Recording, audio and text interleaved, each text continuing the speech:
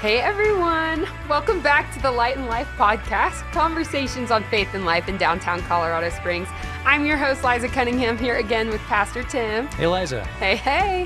How's it going? Good. I hear you have a question to ask me and I'm a little nervous. All right, so we're continuing on. We're talking about love. Got a good series of podcasts on love, a good sermon series going on All for Love and talking about love as Christians. And so today we're talking about love and tech. Mm-hmm. How could that possibly go together? How could that possibly go together? Love and technology. And so you're probably nervous about what I'm going to I am nervous. Ask you, because it could be really... Yeah, bring the heat. This Come could on, I'm ready be for something it. that goes out on YouTube and stays out there forever. No. Oh, gosh. No. So what we're going to kind of talk about is how's technology playing into love? Mm-hmm. But here's the question. Is there something, I know you have kind of a love interest. Is it when you're around someone that you really love, what's the most annoying thing that's hard to love about a person? Or not just this person. Let's not focus in on this person, but just someone, because we are gifted with these bodies. Right. And they're a little funny sometimes. What do you think is the hardest thing about a person in a body, which is most people, that to love? Or something that the body does that's hard to love? I think table manners. Oh, okay. Yeah. All right. That's a big I think challenge. Like you mentioned something earlier, because I have the driest lips in the world right now. The Colorado weather has not been good to me. But speaking of lips, like smacking at the table, that's making hard for me. Lip smacks, or like holding chewing noises, or like holding a fork, like with a fist instead of with. Oh, that's hard for me. That's hard. Okay. But I have incredibly Southern grandma who, I can't even put my bread on my dinner plate. I have to use a separate bread plate because that's just how it is. It's just civilization. That's how it goes. It's just civilization. Right. Basics. Table manners. That's the answer. So what made me think about it, it's very close, because you were talking about someone, you were in a meeting and their mouth was so dry you could hear my gosh. You could hear their lips coming apart. It sounded apart, like they hadn't had water in a year. There's something wrong with like the way I eat chicken. You? Yeah. Okay. And it like sticks to my teeth, and then when I open my mouth to like chew some more, you can actually hear like the chicken getting stuck to my teeth, and it drives just chicken. Abigail crazy. Just chicken.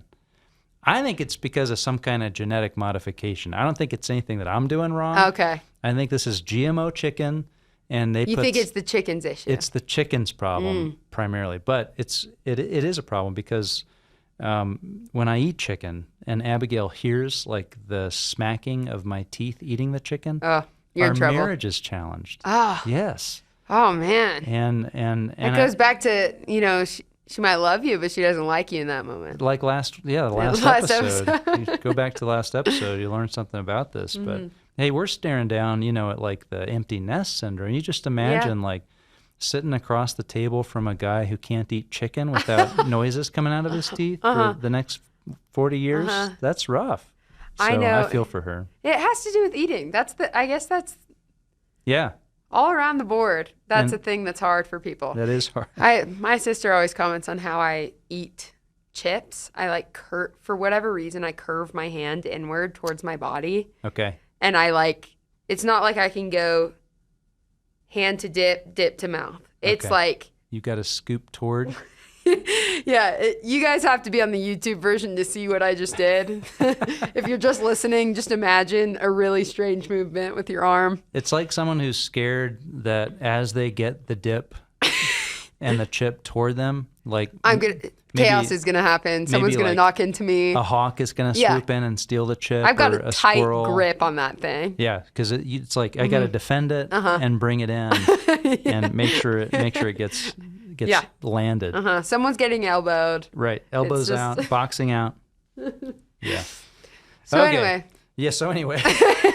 Back to love. Back to love and tech. Because love is serious. Okay, so seriously, we're talking about faith in life. We're talking about following Christ. We're talking about trying to be Christians. Love is the chief ethic. Like love is the center of every decision that a Christian should make about right and wrong. That's what it means to say love is the chief ethic. So if I'm making a decision, if I'm deliberating about something, love has got to come in and be the governing factor. I've got to look at how Jesus loved, and I've got to try to comport myself or make my decisions kind of try to match or stay consistent with something I see in the love of Jesus. Love is the chief ethic for the Christian, and it comes right down to Jesus. I just wanted to get this in front of us, what we call the greatest commandment. So Jesus was asked about this and said in Matthew 22:37 and 40, he said, "Love the Lord your God with all your heart and with all your soul and with all your mind. This is the first and greatest commandment, and the second is like it, love your neighbor as yourself. All the law and the prophets hang on these two commandments." So if you imagine, like, love God and love neighbor are these two, hooks, or these two pillars, and there's as my friend Matina Loss described in his lecture recently on this, that there's like a rope suspended between these two pillars of neighbor love and God love. And it's almost like a suspension bridge, like the Golden Gate Bridge in San Francisco. And everything is hanging off of these two pillars: love God, love neighbor. So everything's got to kind of find some way to hang off of those. So love is really important for being a follower of Christ. Absolutely. And how much do we understand about it? How much do we understand about it? I don't know. Should we sing the song again? I Want to Know What Love Is by Foreigner? Yeah, I think I sang it last time, so it's your turn. I can't do that because I have professional obligations. Sure. And it's a copyrighted song, I think. Sure. So Fair. I would, though. I totally would. I hope no one comes after me for copyright infringement. Well, I mean, if they do, I was pretty spot on. It was. I don't think they would even know because it was so spot on. Everything. They would just assume that it was. Oh, you're right. Foreigner. We paid all the rights to that song. We actually own the rights. That's right. So, love God, love neighbor. Love God, love neighbor. How does that play out? Well, I understand if you're using the bridge reference, everything else follows. I'm thinking of the 10 Commandments, and it's like, okay, following each of those commandments is a form of love. Okay. Like, do not bear false witness. Right. That's neighbor love. Do thou shalt not kill. Like, it's probably not loving to kill someone. What I mean? Murder, that you don't, in malice, destroy another person's life. That's right. That's enemy love. Like, so, I think love comes down to an understanding that that's another person and another life, and God created that person in the same way that they created you. He came down and he died for that person in the same way that he died for you. Yeah. He lives in that person and he lives in you. And so, loving God and loving neighbor, loving your neighbor is ultimately loving God. Everything hangs off of those things. Right. Everything hangs off of those two commands. And so recognizing that everyone that you come in contact with, because God has made them in his image, everybody is an image bearer. Everybody bears the imago Dei, that there's a certain value, a certain inherent worth to every single human being. Right. And that, by the way, is not a universal understanding among all religions, among all philosophies. Let's just name, if you are someone is really living under that pattern of materialistic naturalism, where for the most part you don't, if you think there is a God, you don't live as though there is a God. You're really defining your life really along the lines that we're human beings, we're sort of a mass of cells, this is a natural, nature is all there is, and we're all trying to get the most out of life, and there is no God, there is no sort of judge who's watching or governing our moral behavior, then you really have zero obligation in that model to love everybody equally. In fact, in a lot of ways, that model is going to teach you to love and value the most profitable or the most successful or the most useful people around you. To you. To you, and to like the progress of the human race. Right. If you're really just like living in a sort of idea of an evolutionary model of that the strength needs to rise up and win, because that's how humanity progresses, then you're under no obligation to love the weak. You're under no obligation to love people that are not successful or useful or propelling things forward, So it's a huge Christian ethic. And does the order matter? Love God, love neighbor. I once preached a sermon a few years ago, and I said in the sermon, I don't think you really even can love your neighbor without loving God first. And this a teenager in the church just came up after the sermon. He just was beet red, like it got him so mad. He said, "I can't believe you would say that. Of course I can love other people without loving God." And he was kind of being pulled into church by his parents. That's hard. He was not in a good place with the Lord. But that always stuck in my mind, because I think, what would you think? That's hard for me too. I think maybe because a coworker actually is an atheist or agnostic. She's not necessarily like saying there's no God. She believes in a higher power. But I know that she loves her family well, and she loves people around her well. She loves me well in the way that she is there for me and, always a listening ear, is very thoughtful, will bring me little happy treats. And, nice.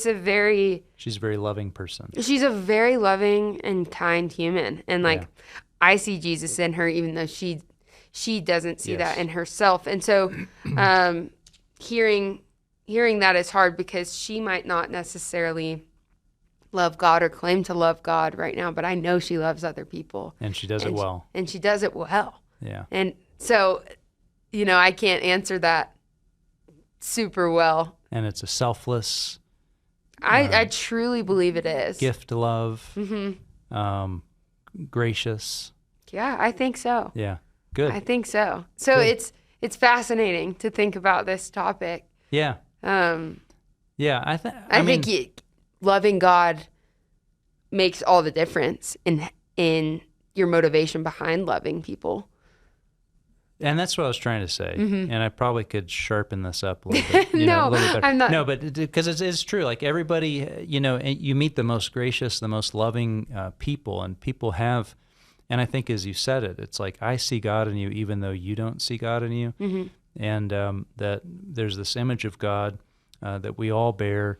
At some level, we all want to be at home with God. We all want to, because He's our Creator, and we're part of creation. All of creation was made to glorify God and to reflect His goodness. And so every single human being has got that impulse, that desire, even if they don't name it. But I know that sounds really patronizing. Like if you said to your friend, "Oh, you're just trying," right? Here's the secret code to what you're doing. No, she's just expressing. So I think that there is a great gift in witnessing and bearing witness to what you see as that divine desire coming through another person, and just saying, "I love that in you." Like I just think that, and eventually being able to say, "I feel like that's a gift of God in you, that you're able to love like that." Yeah. But the point I was trying to make was that a lot of times for one thing, some people are easy to love, right? And some people are not easy to love. Easy to love.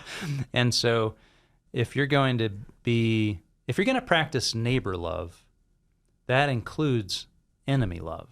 And if you're really going to do that, Like, what resources do you have to bring to the table?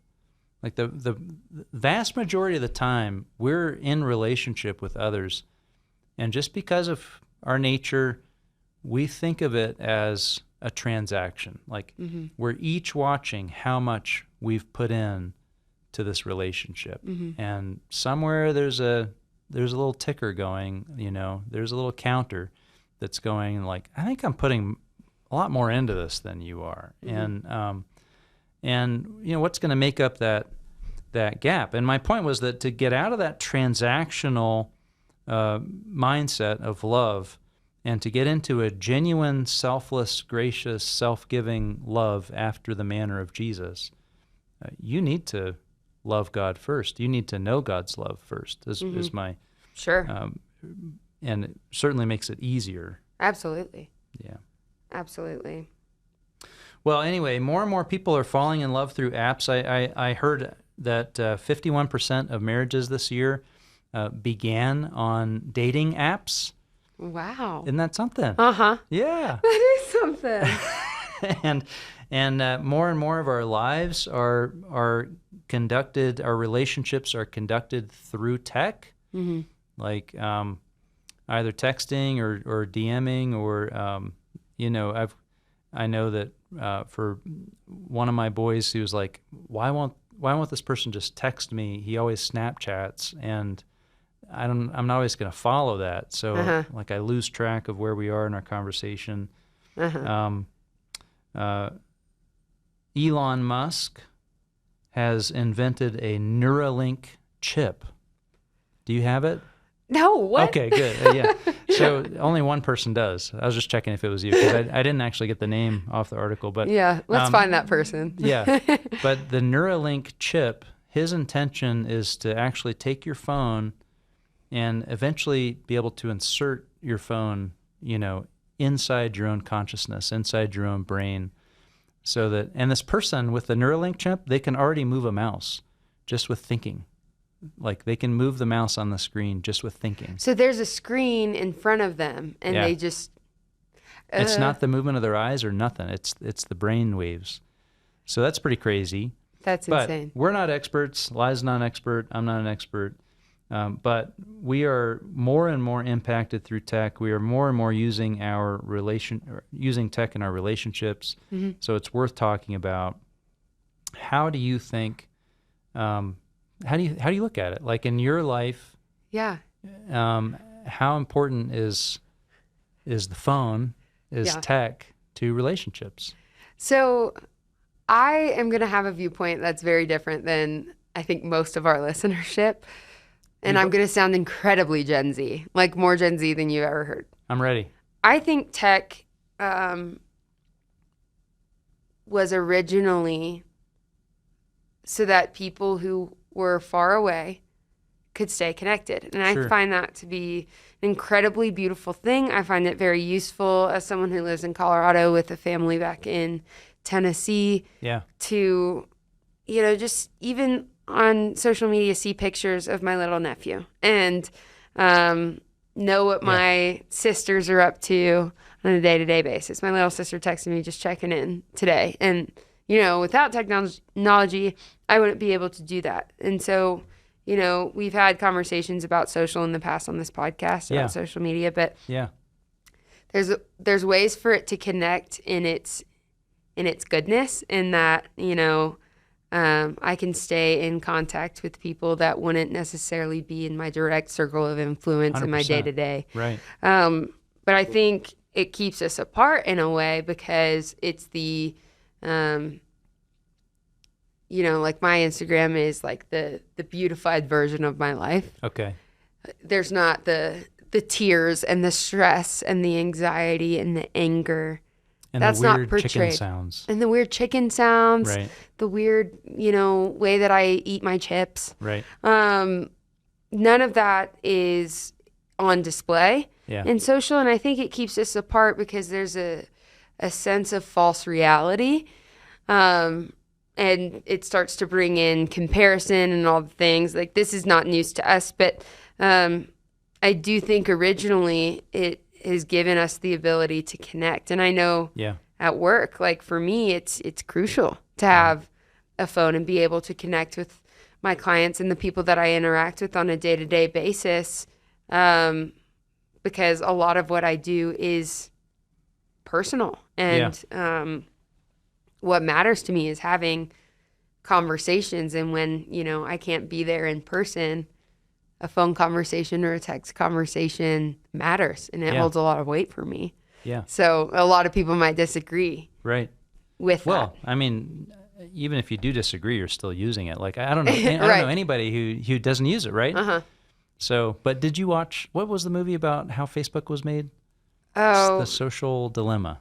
That's a documentary, right? Oh, that's a documentary? Social Dilemma. But what was the movie? Like the original reason Facebook was made was not what it is. To connect with your niece. What was it? It was because I know Zuckerberg made it in his college dorm room. Hot girls ranking system. No way. Yeah, it was like we're gonna rank the girls that we know. There's a couple of nerds. As someone who works in media, I am devastated that I did not know this news, because I should know this and I don't, like, and so now I want to die. It was like the book of ranking of like faces. No. For hotness. No. Or non-hotness. No, that's so discouraging to me. But that's so tough. Maybe it can be baptized and redeemed because I was like, for Christian purposes. Intent, it's all for good things. Yeah. Yeah, ignore everything. Nothing that I say has credit to it. But nevertheless, it's this great gift. Like to be connected with people across a great distance is amazing. Mm-hmm. And what could be more, reflective of the love of Jesus to unite people, to connect people, to be able to bring the message of the gospel to the ends of the earth like that. Mm-hmm. And wow, I mean, have I felt that? Absolutely. Mm-hmm. But it also keeps us apart. Right. And I think, as you're saying, like, it gives you a certain needed connection, but it doesn't satisfy what you actually need. Mm-hmm. And this comes from John Ortberg. He cites this article a lot of times in his teaching and preaching. And if you don't know who John Ortberg is, he was a pastor in California, and he's written a whole host of books. He still does a daily YouTube video called Become New. And he's just one of the guys I look up to the most. But he quotes this article. It's called, "It's hard to get enough of what almost satisfies." Wow. It's hard to get enough of what almost satisfies. Yeah. And the article's about addiction. Mm-hmm. Because when you get into addiction, you have to take more and more of the object to get less and less returns. Mm-hmm. And that's how you get addicted. Mm-hmm. It's like, if you just take a little bit more, it'll feel as good as it did that first time. And then, like, wham, you're in that cycle of addiction. Right. And, but I think that's what we're dealing with. Like, I almost feel connected, but I'm not. Mm-hmm. And it's hard to get enough of what almost satisfies. Right. So you just wind up scrolling. And before you know it, you're just like 3-4 hours have gone by. Your eyes hurt. You feel sick to your stomach. You're dehydrated. Like your lips are smacking. You can't sleep. You can't eat chicken. And so as Christians, what's a wiser? Liza, do you have some wisdom for our listeners as followers, if they want to be followers of a Jesus way? Just if they want to be followers in how to deal with technology? Yeah. Is that what you're saying? And love and relationships and everything else? I think just be honest with yourself about your relationship with technology itself.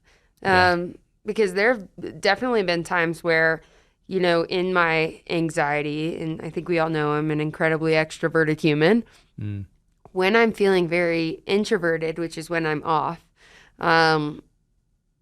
I do substitute my need for interaction and human interaction with, like, I'll recluse and I'll just scroll so I know what's going on, but I'm not there. I don't have to put in any effort into a relationship. I'm not truly loving someone in that way. And I think the best thing for me to do is to be honest with myself in how I'm consuming content or how I'm using it as an escape or a distraction. Yes. And, maybe pause or limit myself. I mean, there's settings on your phone where you can limit your screen time on certain apps and stuff. And I've had to put that into play. Yeah. Be wise about how often so use things and love people.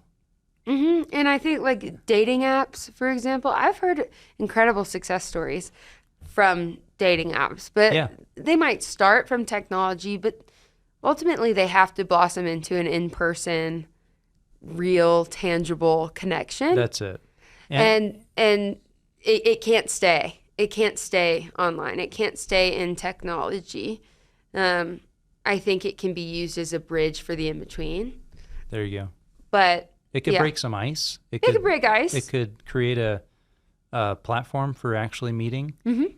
But and this is where I think I come down as an old man, as a grumpy old man. No, I think as someone who would lead others to the Jesus way spiritually, disembodied relationship is almost addictive, and that's what you're doing when you're scrolling. When you're like, I'm withdrawing. I want to be in touch. Like I want to know what's going on with so and so, but not so much that I want to call or be in the room with them. Mm-hmm. So I'm going to do disembodied relationship through my phone. Right. That is a less risky way, but it's also addictive because it's hard to get enough of what almost satisfies. Mm-hmm. And so it does a little bit of damage to you. It's going to make you lonelier, which all the research is showing this. Mm-hmm. Like you are trying to slake your thirst with gulps of salt water. Yeah. And you're going to feel lonelier. Mm-hmm. So to be wise and to be discerning and to say, you know what, to be in a relationship with another in the Jesus way, I'm going to have to risk it. I'm going to have to take the risk to get on the phone or to get in the room, to have... High stake, high reward, baby. High stake, risk it for the biscuit. That's what they say. And I'm going to have to, because it's awkward, because if I commit to being in a room for you for a certain, like, you can't walk into the room and then be like, nah. Never mind. Never mind. Like you're risking it. Now your body is there, right? And you can't just you can't just swipe and your body's not there anymore. Uh-huh. Like you're in the room now. Mm-hmm. That's the risk. That's the risk. And Jesus, he came from heaven and he took on flesh and became a baby. And all of that was to demonstrate to us, like, it's worth the risk.